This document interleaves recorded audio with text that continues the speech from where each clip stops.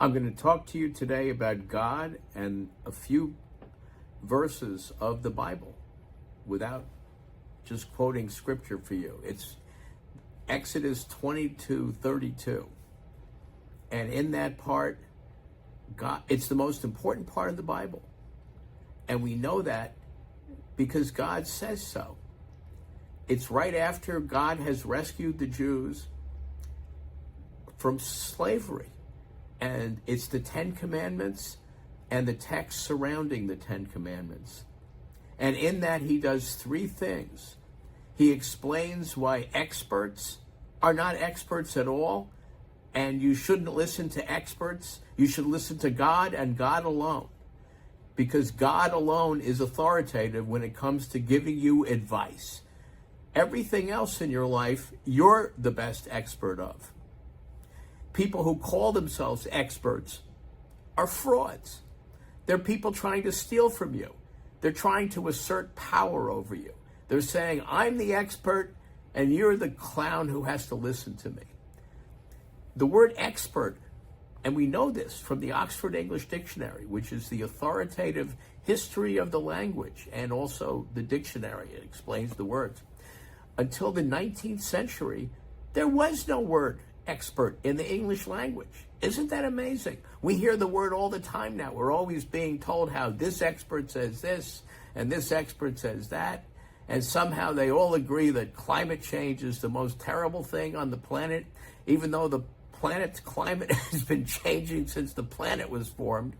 And somehow, even though all the people who are proclaiming climate change the biggest terrible problem keep predicting doom, it's been going on for decades. They keep predicting that the planet's going to implode. New York is going to be underwater. But it isn't. And the oceans haven't risen at all. All of that's a lot of baloney. And that tells you right there what experts are. Experts simply are liars trying to steal money or power from you, or both. That's what an expert is. And in the Bible, we are taught how to have contempt for so-called experts. And what it is in Exodus, God tells Moses that his brother Aaron is to be the priest. And there's all these instructions about what the priest is supposed to do to facilitate the worship of God. And there's nothing in there about the priest lecturing to people or telling people advice. And for even giving them information about God. There's nothing in there about that at all. There is no idea that the priest is an expert that the people should listen to. And in fact, the first thing Aaron does, after he's been told he's the priest, when Moses goes up on the mountain, Aaron turns to the people and he has them give them all their gold. And he turns it into a golden calf. And yet in the Ten Commandments, one of the very first commandments is, thou shalt not make any graven image, especially of another god. So Aaron, the first thing he does is violate the Ten Commandments. And we know that the Ten Commandments are for real.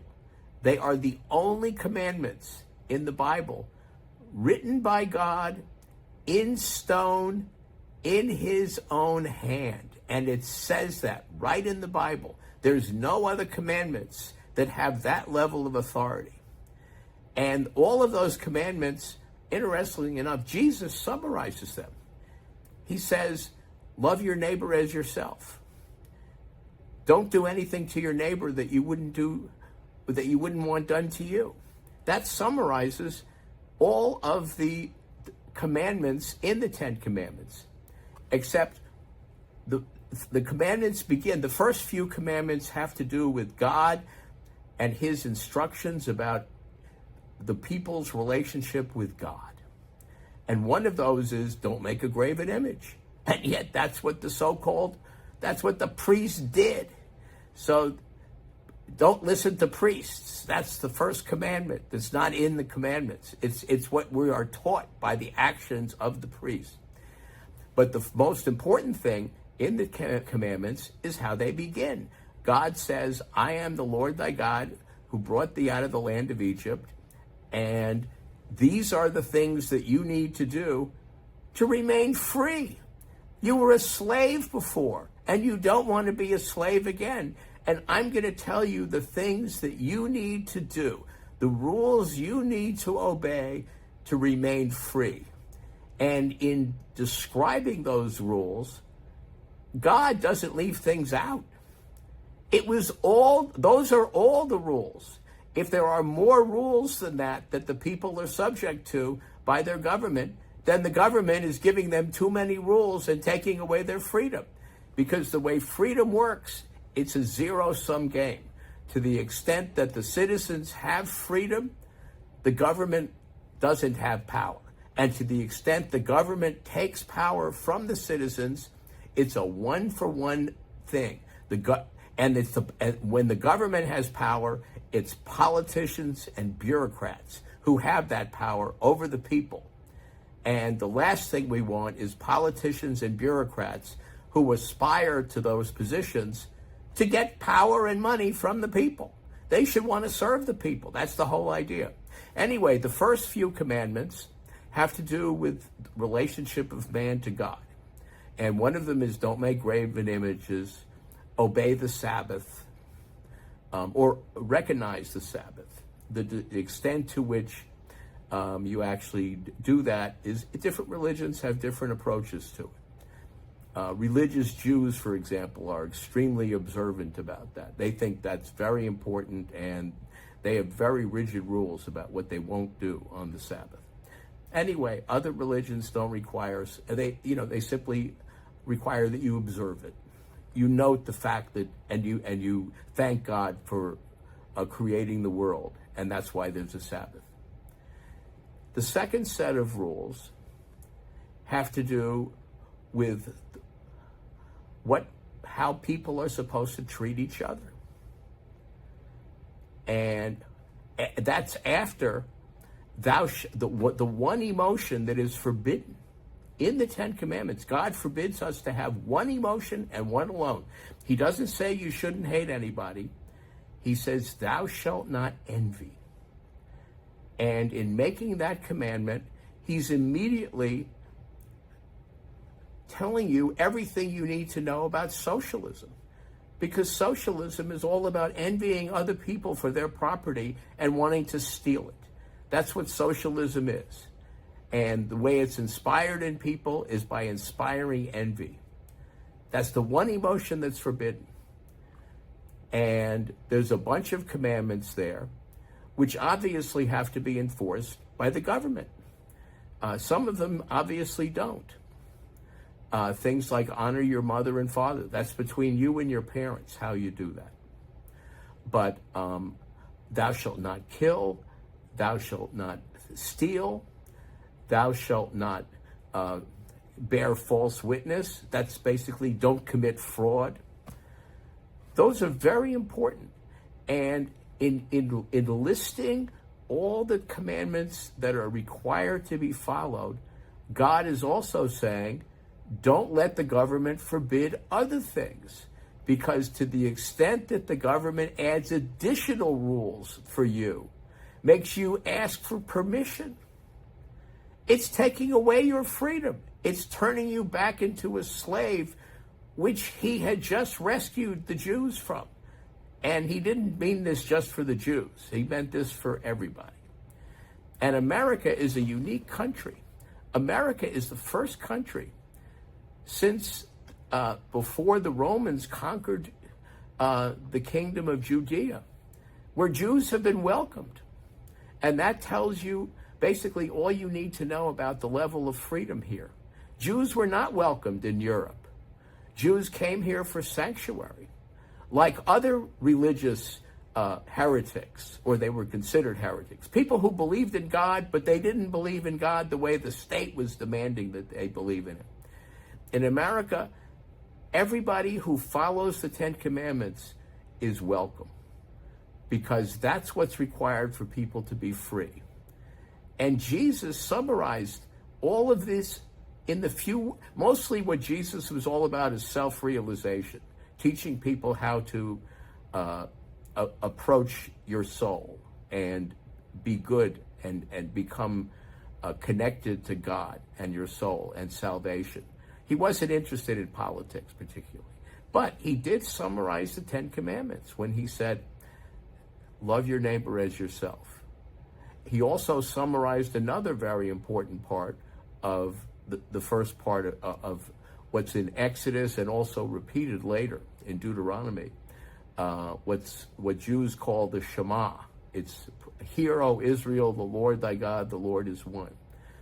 He summarized that when he said, love God. So there's two commandments that Jesus gave. Love your neighbor as yourself and love God. And the other one is render unto Caesar what is Caesar's and unto God what is God's. And what he is saying there is that God doesn't have the right, or rather Caesar doesn't have the right to claim those things which are God's. Caesar needs to keep his nose out of God's business. Caesar can't be telling people how to worship God. So it's very important, the implication of what Jesus said. And because he's God, or at least 70% of Americans still do believe he is. And they also believe in the divinity of the Old and New Testament and of the Ten Commandments, on which Harry Truman, a liberal Democrat, said our whole set of laws is based on the Ten Commandments. And he's right, because every state prior to us becoming a country had what's called the common law. And the common law are the laws administered by the courts for policing the citizens, to protect people's property, to protect people's lives. Citizens need laws for that purpose. It's the one reason that we would want the state to exist, to keep us from killing ourselves and to protect us from evil all around. That's the only value of the state. Otherwise, to the extent it has power, it's taking too much power away from us. And things like welfare. Welfare is forbidden in the Ten Commandments because it says, thou shalt not steal. And all welfare, it also violates Jesus' commandment about render unto Caesar what is Caesar's and unto God what is God.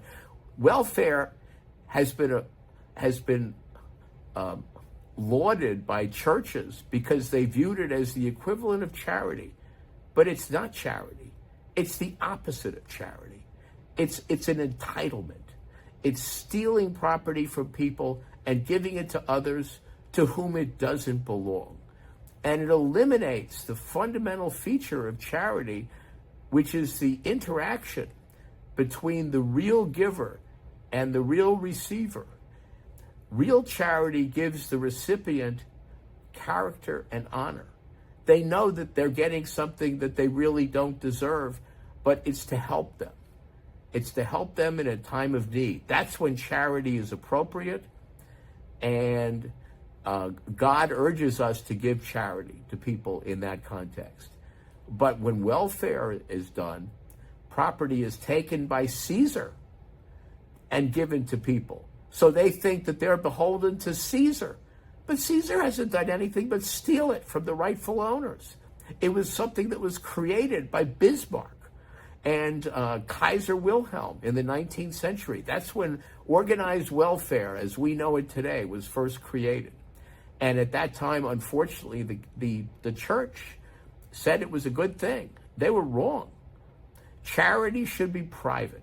And in a country where people are subject only to the laws of the Ten Commandments, and where there is freedom of contract and freedom of liberty of all kinds, the prosperity is such that there would be more than enough, that there would be very few really poor people. That's the way it would be in America now if we didn't have all those agencies dictating how businesses have to run their business.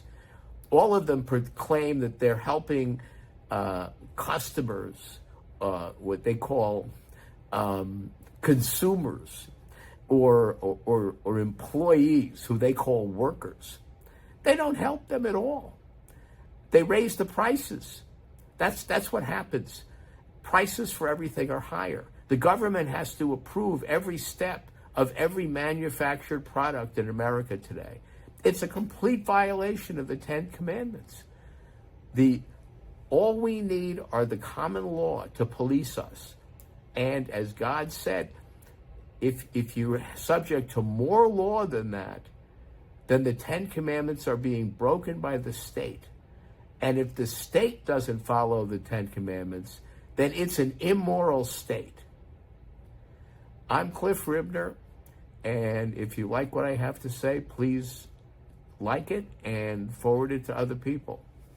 Thank you.